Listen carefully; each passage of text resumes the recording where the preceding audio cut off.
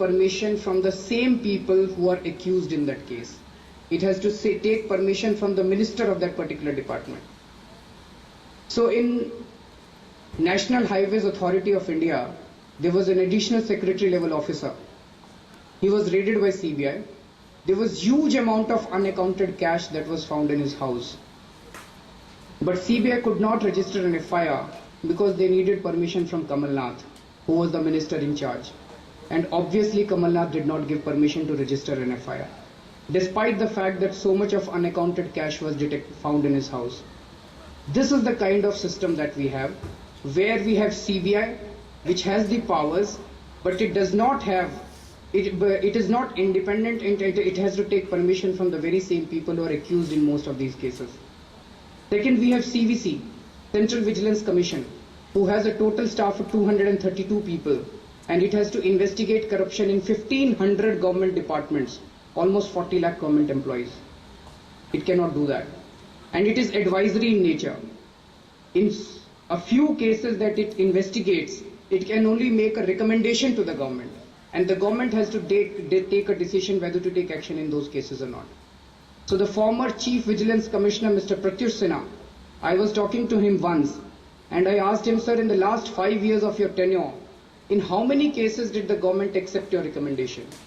And he said that whenever I asked for prosecution of that officer, that is whenever he felt that officer ought to go to jail, the recommendation was not accepted even in a single case. Whenever he recommended that the officer should be dismissed from the job, the officers were let off with a warning. So as Mr. N. Vittal used to always say, that corruption is a high profit, zero risk business in our country.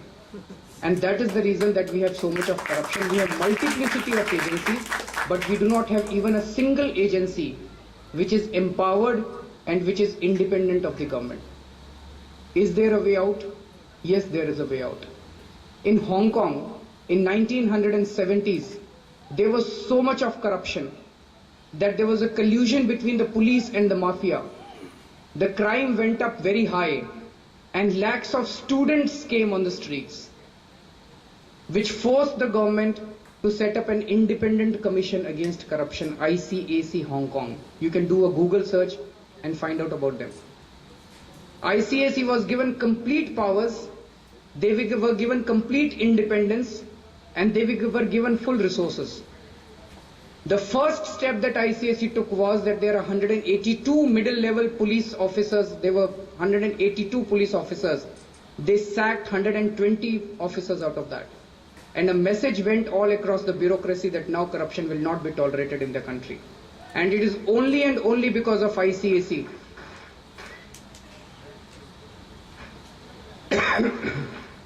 It is only and only because of ICAC that today Hong Kong is one of the most honest places.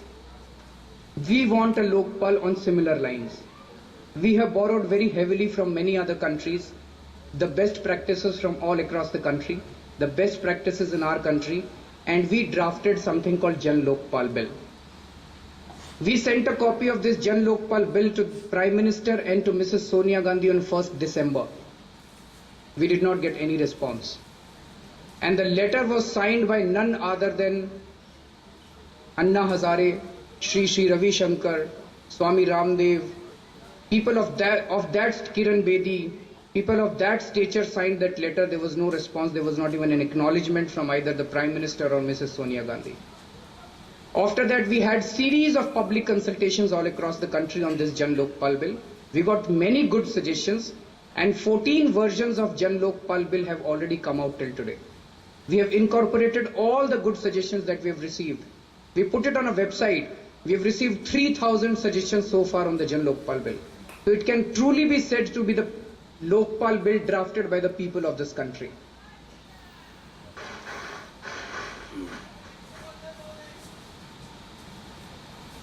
From 1st December to 31st March, Anna Hazare wrote a few letters to Mrs. Gandhi seeking an appointment to request her to accept this Jan Lokpal Bill.